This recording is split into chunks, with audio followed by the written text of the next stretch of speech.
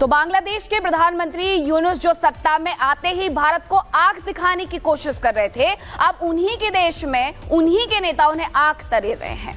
बदलाव के नाम पर सत्ता के शीर्ष पर बैठे शेख यूनुस के खिलाफ अब बगावत के सुर मजबूत दिख रहे हैं, जिन्होंने अपने देश में भड़की हिंसा को ना तो कम किया और ना ही रोका, और अब खुद भी सत्ता गंवाने की कगार पर पहुंच गए हैं। आखिरकार ऐसा क्यों हुआ, इस रिपोर्ट में आपको दिखाएंगे।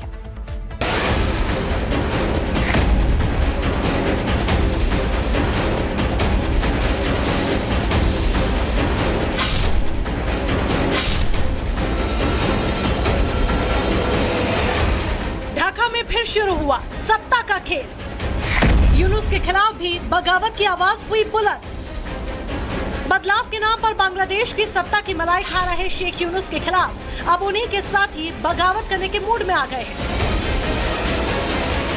सत्ता हासिल करने के बाद यूनुस ने खुद को मजबूत करने के लिए कट्टरता का कार्ड चला, हिंदुओं पर अत्याचार कराए, पाकिस्तान से पिंगे बढ़ाई, भारत से दुश्मनी की, लेकिन आखिरकार सत्ता पर बने रहने के उनके सारे हथकंडे 6 महीने में ही फेल होने शुरू हो गए।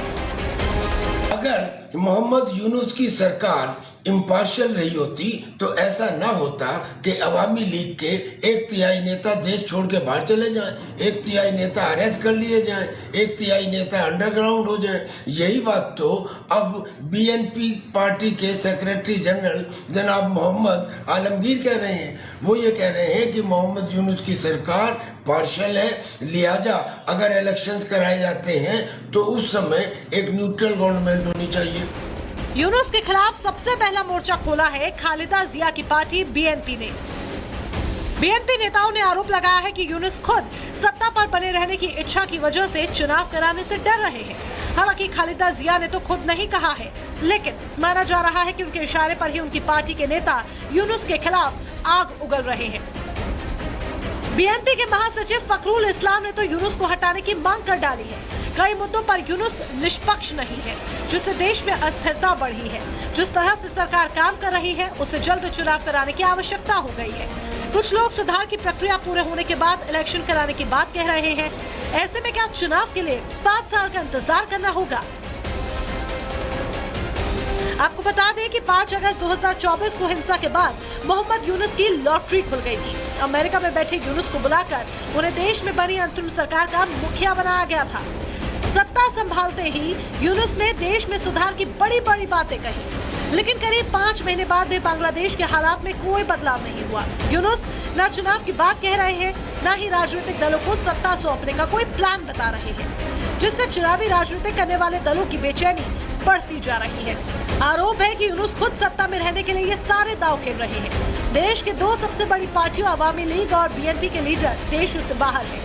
दोनों की वापसी की कोई संभावना नहीं दिख रही। दबी जुबान में दोनों दलों के नेता अब दावा कर रहे हैं कि यूनुस खुद चाहते हैं कि देश में कोई बड़ा नेता ना बचे, जिससे उन पर कोई भी सियासी दबाव न बन पाए। इसीलिए यूनुस चुनाव कराने में देरी कर रहे हैं, लेकिन उनके खिलाफ अब राजनीतिक दलों का गुस्सा बढ़ता जा रहा है, जिसका सीधा असर जल्द ही दिखना शुरू हो सकता है।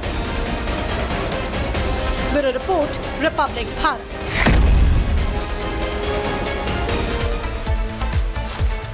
तो आखिरकार 5-6 महीने के भीतर ऐसा हुआ क्या जिसकी वजह से यूनुस के खिलाफ जो गुस्सा है वो बढ़ते जा रहा है? वो आपको बता देते हैं कि राजनीतिक दलों के नेताओं की वो उपेक्षा कर रहे हैं। ऐसा वहां के नेताओं का, उनकी जो पार्टी है जिसने उन्हें समर्थन दिया था, उनका कहना है। सिर्फ कुछ लोगों का ग्रुप चल रहा है बांग्लादेश में। ये भी कहा गया है बीएनपी के द्वारा, जो कि जिया की पार्टी है। वर्तमान सरकार की जनता से कोई जवाबदेही नहीं है, ये भी उन पर आरोप लग रहे हैं। उन पर आरोप ये भी लग रहे हैं कि सत्ता में शामिल लोगों पर भ्रष्टाचार मामले में शामिल हैं।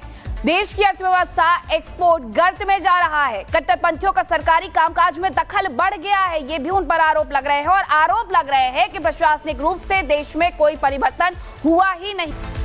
तो पाकिस्तान में बवाल अब आम बात हो गई है। गिरती अर्थव्यवस्था के साथ साथ वहां नेताओं का रवैया भी गिरता जा रहा है, जो कि अब जग जाहिर है। पाकिस्तानी नेताओं की बदसलूकी का एक ऐसा ही वीडियो है जो कि अब वायरल हो रहा है, जिसमें पीटीआई नेता ने पाकिस्तान के पंजाब प्रांत की सीएम मरियम नवाज के लिए गलत शब्दों का इस्तेमाल किया।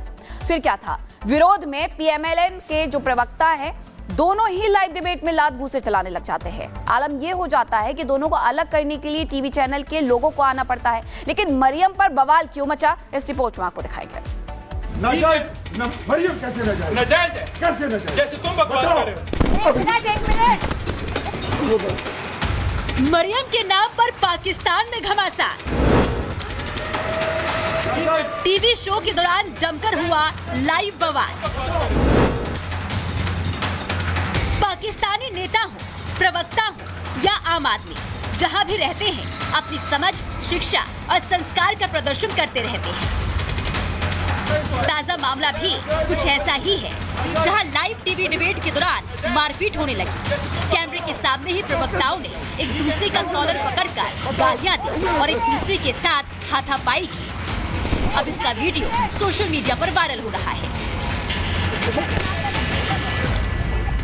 ये पूरी घटना हुई पाकिस्तान की बोल्ड न्यूज के शो के दौरान, जहां मरियम नवाज के खिलाफ आरोप लगाते विपक्षी दल का प्रवक्ता शब्दों की मर्यादा भूल बैठा, जिसका जवाब मरियम समर्थक ने उसी समय हाथों हाथ दे दिया। अब आपको पूरी खबर विस्तार से बताते हैं। पाकिस्तानी एंकर फिजा अहमद ने पाकिस्तान के सियासी हालात पर एक डिबेट रखी थी। डिबेट के लिए पाकिस्तान तहरीके इंसाफ यानी कि पीटीआई नेता नईम हैदर पंजोथा और मुस्लिम लीग नवाज मतलब पीएमएलए के प्रवक्ता इख्तियार वली खान बुलाए गए थे। शो के दौरान पहले दोनों नेताओं ने एक दूसरे पर गंभीर आरोप लगाए और हालात यहाँ तक पहुँच गए कि दोनों के बीच मारपीट शुरू हो गई। दरअसल पीटीआई नेता ने पाकिस्तानी पंजाब के सीएम मरियम नवाज के लिए गलत शब्द का इस्तेमाल किया, जिसका विरोध पीएमएनएल के प्रवक्ता ने किया। वीडियो में देखा जा सकता है कि पीएमएनएल नेता इख्तियार वली खान ने पीटीआई नेता नईम हैदर पंजोथा का कॉलर पकड़ लिया, जिसके बाद वो भी खड़े हो गए और दोनों के बीच हाथापाई शुरू हो गई। दोनों ने एक दूसरे पर लात घूंसे बरसाए। डिबेट की होस्ट फिजा उन दोनों को रोकती रही, लेकिन जब वो अकेली कुछ ना कर सकी तो प्रोग्राम के अन्य लोग भी आए और दोनों को किसी तरीके से अलग किया गया। नाजायज मरियम है। नाजायज मरियम कैसे नाजायज? नाजायज है कैसे नाजायज? जैसे तुम बकवास कर रहे हो। बताओ कैसे नाजायज है? ठीक है, कैसे नाजायज? बात करो। बताओ कैसे नाजायज? प्लीज ऐसे ना करें, प्लीज ऐसे ना करें। इस घटना के बाद स्टूडियो का सामान भी अस्त व्यस्त हो गया, जिसकी तस्वीरें भी वायरल वीडियो में देखी जा सकती है। टीवी के स्टूडियो और लाइव कैमरे के सामने पार्टी नेताओं की अभद्र बयानबाजी करना पाकिस्तान में आम बात है। इसलिए वहां जब तक चैनलों के अंदर मारपीट होती रहती है। ताजा मामला भी उसी कड़ी का हिस्सा है। Bureau report, Republic Bharat.